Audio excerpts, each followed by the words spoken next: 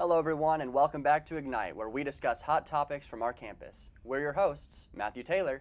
And I'm your host, Gianna Bacchiocchi. And guys, today we're going to be encountering a rather difficult topic to touch on, however, a topic that definitely does hold a lot of importance.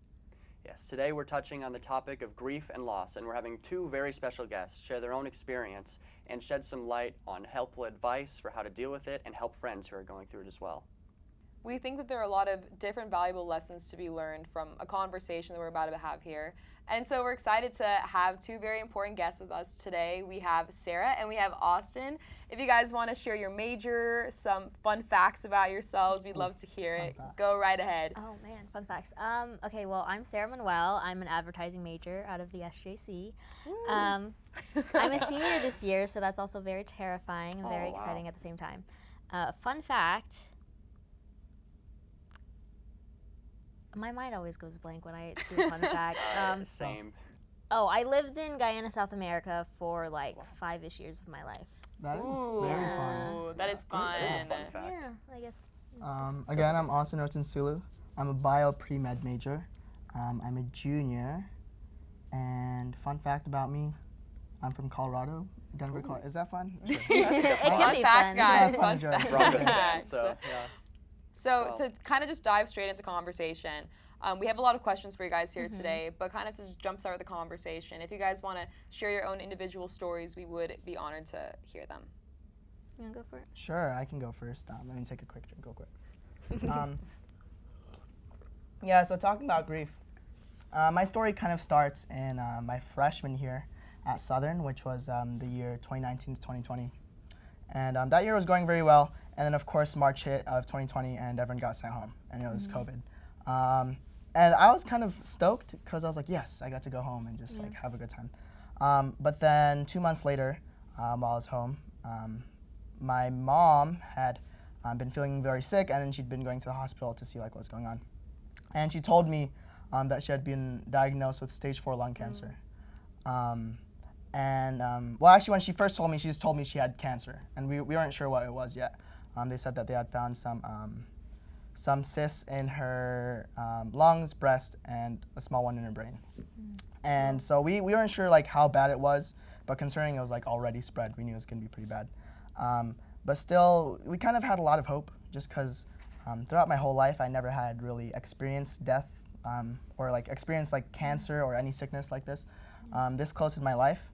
And so at that time, I was probably kind of ignorant, thinking it was like everything's always going to work out, always staying faithful and hopeful. But just even from May to August, I saw her losing a ton of weight, and I was like, okay, something's going wrong. But still through that, we were still very hopeful, and we're praying very like urgently, and still had faith that she'd get better. And this is a particularly hard time. Because like now that she had been diagnosed as cancer, of course, like my family is super scared to go out and interact with people, just because she was more at risk, because her immune system was fighting so hard. So COVID was a little bit hard because we were afraid to really interact with people outside the house, thinking, what if we get it back to my mom? And then going back in August, I talked to my mom, and then she'd always been like this kind of encouraging, bubbly woman who's always very encouraging of education. Education has always been big in my life. And I asked her, I said, hey, I'm okay like staying home for this school year if that's okay with you, so I can spend time with you, just in case everything goes wrong. And she's like, no, I want you to go to school. She didn't even think about it. Like it was not even a consideration in her mind that I stay home. So she sent me to school, and I went throughout that whole school year, kind of worried about it, but I was away from my mom. And I'd call her every once in a while, but I couldn't really, I couldn't see how like she would develop or how she was progressing until Christmas time when I came back and I saw that she'd lost like a ton of weight again. And we'd talk about it every once in a while when she got a test back, and she'd tell me, oh yeah, my vitals this time are like getting better. And it's like, okay, that's great to hear. Not realizing at the time that my mom was kind of just toughing it out and kind of lying to me, just trying to make me feel better. Yeah. I think the hardest time during that school year of this process was, I remember, her sickness, I was kind of in denial of her sickness. And it was sometime in March, and I was sleeping, And I suddenly got a call at like 5 a.m. And it was my mom. I was like, oh, what's happening at 5 a.m. in March? And so she called me, and then she was just like, hey, I just called you at 5 a.m. because you haven't been calling me in the last month. Like, I just want to know what's going on. And I was like, oh, I'm sorry, I've just been so busy. I think I was taking a few hard classes at that point. And I told her I was busy, but obviously busyness is an excuse to not call your mom who's suffering through cancer.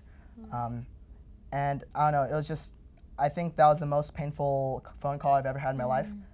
Just because she broke down and started crying. It's like, I'm in so much pain, sometimes I just want to hear you. Yeah, so that was really hard. Like kind of a bad way to start a day. But we just talked a few minutes that day, and I tried to call her more often. But eventually I got through the rest of the school year. And a few days before I had left to go home, because I live in Colorado, I have to drive from Tennessee to Colorado. A few days before, for some reason during the night, her lungs had started to fill up with liquid. And then my brother had to take her to a hospital where she had to be admitted. And in the hospital, luckily they're able to take out the liquid from her lungs.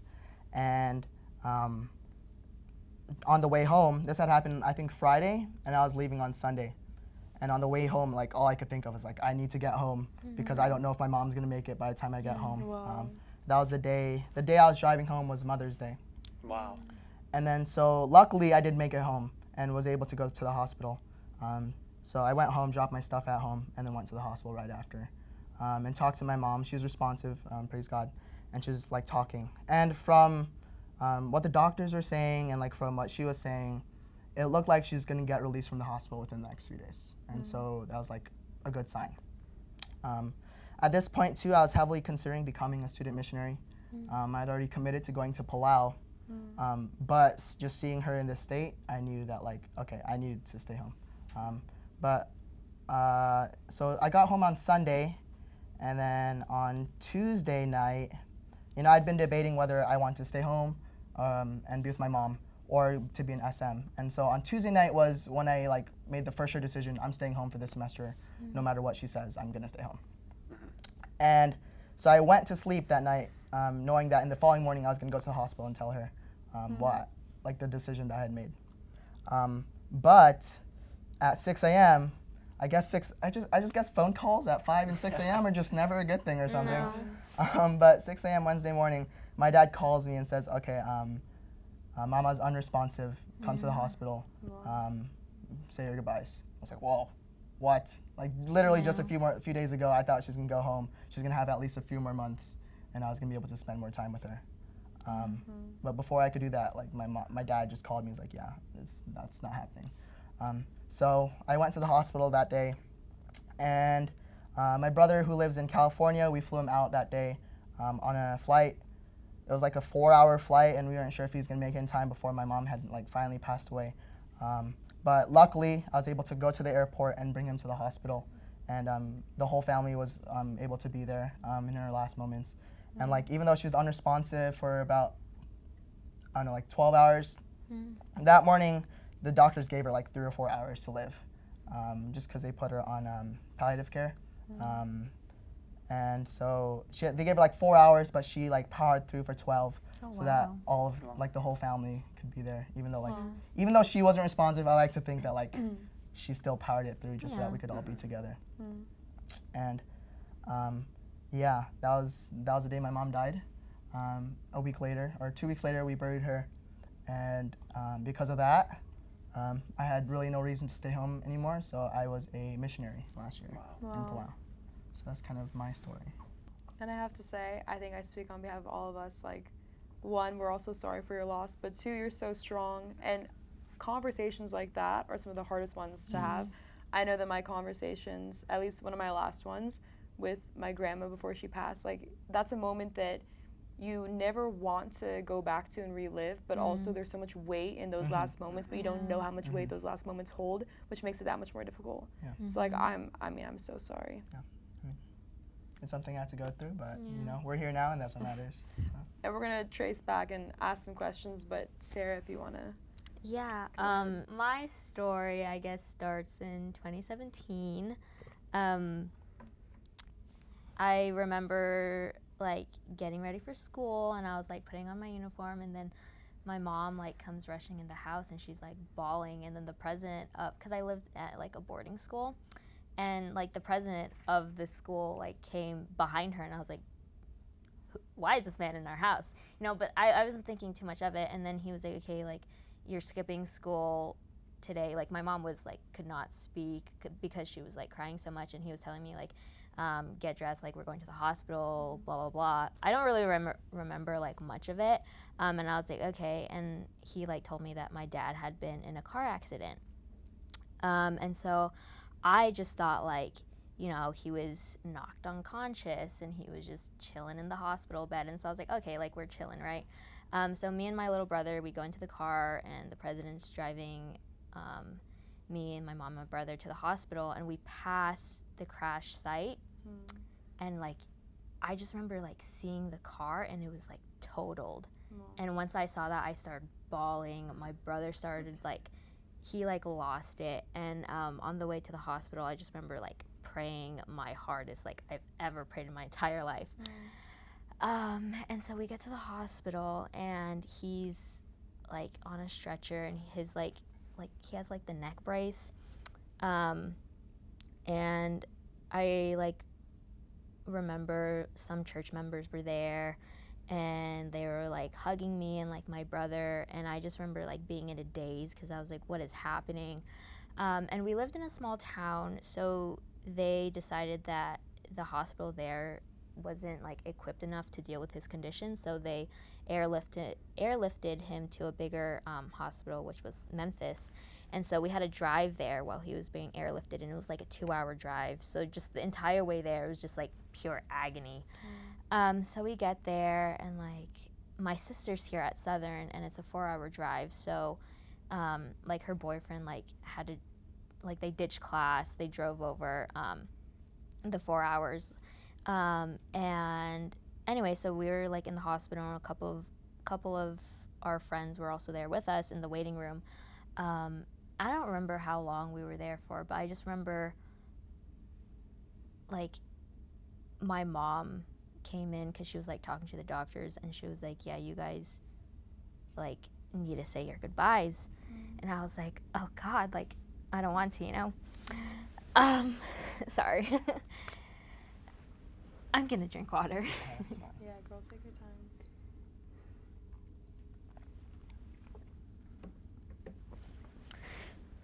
Yeah, so like I just remember like holding his hand and like just pleading with him, like, no, like you got it, you can push through, we still have so much to do. But anyway, we left the room, and my mom was like left in there, and the doctors come out, and they were like, no, like, I'm so sorry, but he didn't make it. And I remember like my little brother, it was so heartbreaking. He was like hugging my mom, and he was like, no, Mom, like, this isn't real, like, this isn't happening. Anyways, and so, like, it's, I really thought I wasn't gonna cry because I've talked about this before, but here we are. So yeah, that's kind of like the gist of how the day went. It was very abrupt. Yeah. So. Yeah, both of your stories is very emotional and difficult situations, of course. And, thank you again for talking about this. If I may ask, what were your guys' grieving processes like the weeks and days, months after?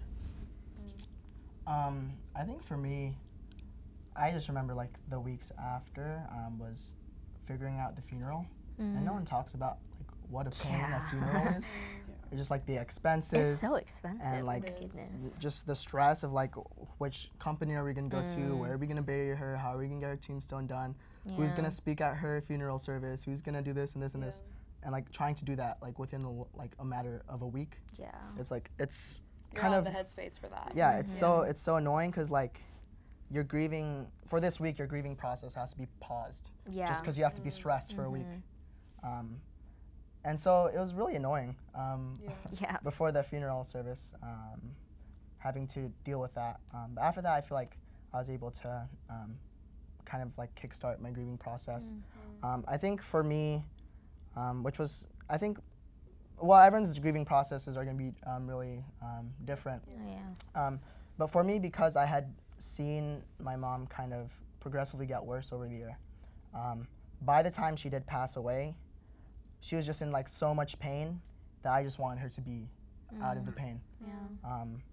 And so I kind of was able to kickstart my grieving process like way before she died, because I had this kind of like thinking, is like, what if she does die? What happens? Yeah. And so I kind of like went through a lot of that process before she even passed away. And I think I was just kind of fortunate in that like I had this chance, because I saw that she was gonna pass away like probably soon. That like any time I did get to spend with her, I could really cherish and like try to really like enjoy. And so I think I was just I'm a little bit fortunate in that like it wasn't sudden and it wasn't shocking to me, and that like by the time she did pass away, even though like it did hurt and I didn't want to lose her, there's just so much assurance knowing that she wasn't in pain anymore. Because yeah, she had been diagnosed for almost exactly a year at that point, and just seeing her in constant pain for a year probably hurt more for me personally than just seeing her pass away. That's interesting. So. Yeah. Sarah? So it's kind of like a blur, to be honest. Yeah. But I just remember Austin was saying, funeral arrangements were like a pain in the butt. And it was crazy because like these people at the funeral homes were like, obviously we had to like pick out the coffin and all that stuff. And they were trying to sell us like the most expensive one.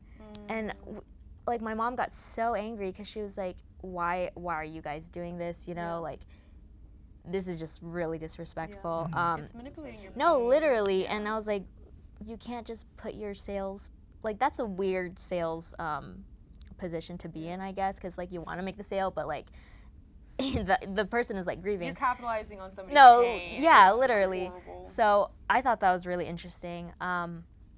But the weeks following that, I didn't go to school for like a month. I was a junior, but I actually dropped out of school for the rest of the school year.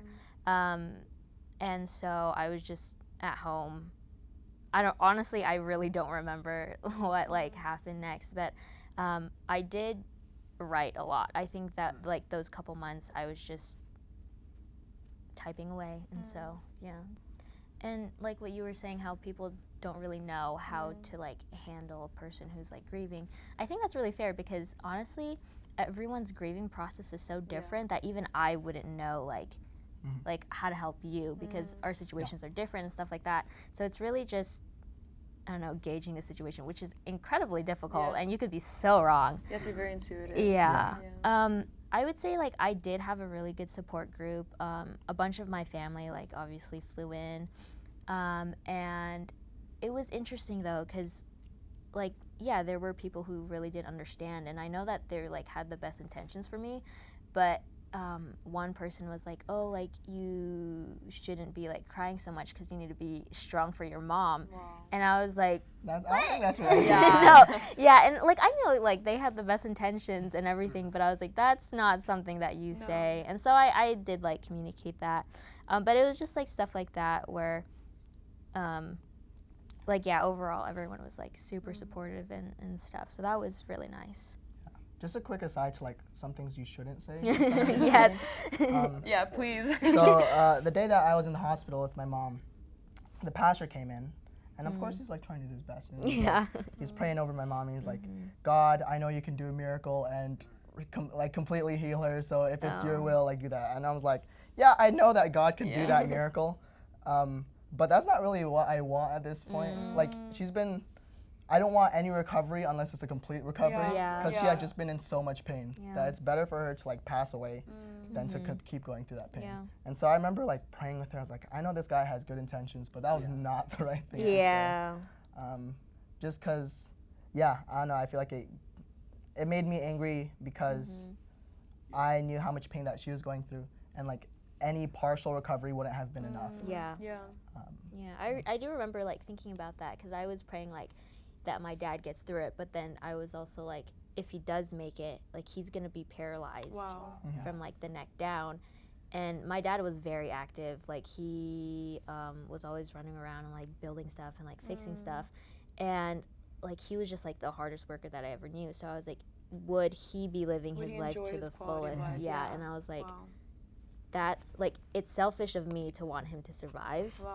You know, and which is such a hard realization. No, yeah, it like hit me, and I was like, oh my goodness, this is awful. But yeah, so it's interesting. You guys both talked about prayer. How would you say that this experience and the grieving process shaped your religious walk or relationship with God? Like, I didn't really have a stable relationship with God to begin with, so that really just like obliterated anything that was like left standing. I like did not, like, I cursed out God. I was like, why are you doing this to me? Like, what have I ever done to deserve this? And so it was kind of like a back and forth of that, and then I'd be like, oh, but you know, like, who am I to say, like, this happens to other people, so why not me? And then I'd go back to God, and then it'd be like a back and forth. This happened for like years, so I'd be like super religious and spiritual, and then like anti-Christianity, like all together. And it's funny because actually, like last year,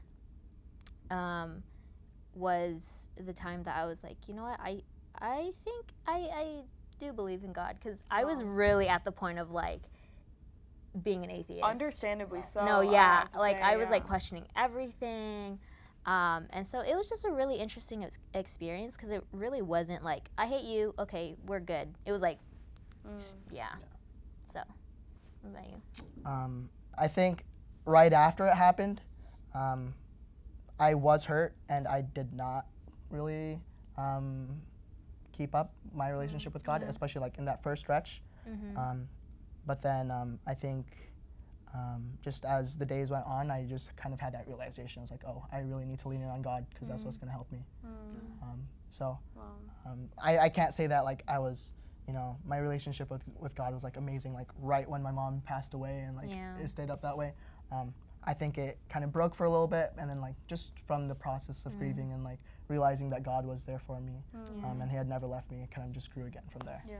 Moving forward, obviously your dad, your mom, such huge parts of your guys' life, like people that still do hold so much importance to you and have shaped a lot of who you guys are. How would you guys say that you continue to keep their legacy and just keep their place in your life, even not having them with you guys? I don't know if I'm allowed to say this, but so my grandma also passed like in 2020, and so I got a tattoo in her honor, and so I'm planning. I really don't know. I think you can say that.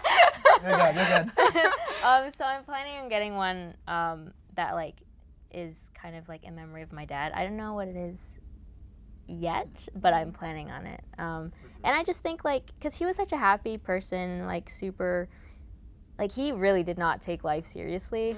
So I think I'm gonna live by that. Yeah. So. And it's something to like look at and like remember him. Yeah. Like remember some aspect about him that brings you comfort. Yeah. Yeah. I don't think mine's as interesting as yours. But I mean, like, just how my mom raised me, she always raised me to value my education, to value, like, kind of my spiritual life, and also, like, she's always instilled in me, like, doing what I can to help God's movement, you know? And so, like, whether that's, like, getting involved in church, doing music, in any way I can. So, I don't know, she's raised me to, like, enjoy those things, and so, like, I don't really have to think about, like, what I'm doing to honor her, just because she's already instilled those things in me. Yeah, she's like living through. Yeah, and that's so cool. like, for me, like doing well in school or singing in praise team or something, you know, like, it's a reminder of who had like put these things in me, who has like a reminder of like who like made me value these things. So. That's cool. I just want to thank you guys one more time for coming and joining us. You guys were just, I mean, such amazing guests. You guys were both spoken so well, and you guys had so much wisdom for us. So I know that I speak for both Matthew and I when I say that we're just so thankful to have had you guys here. Yes. Thanks for having us. And it's always comforting to know that there are other people on the campus that have gone through sorts of loss. There's something you said about your mom living through you, and in my own personal experience with my grandfather. It was an interesting case because when we went to his funeral, we knew that he wouldn't want us to have to grieve too long. He would want us to go on with our lives. But every part of the relationship I had with him, we watched so many musicals together, and we love to travel. And those are two things that are very much in my personality today because of the influence that he had on my life. So I absolutely resonate that really our loved ones live on through us. So yes, I really appreciated that. Well, thank you guys so much again. Thank you. And we're looking forward to just having more amazing conversations, and we will be seeing you guys next time. I know that I speak for both Matthew and I when I say that we're just so grateful for that amazing conversation. I know that I learned so much from it, and I'm also just so in awe of their testimonies and of their strength. And so just one more time, guys, if you're listening, we're so grateful to have had you guys here with us tonight. And if you are dealing with loss, just know that we have counseling services here on Southern that are here to help you get through things. Yeah.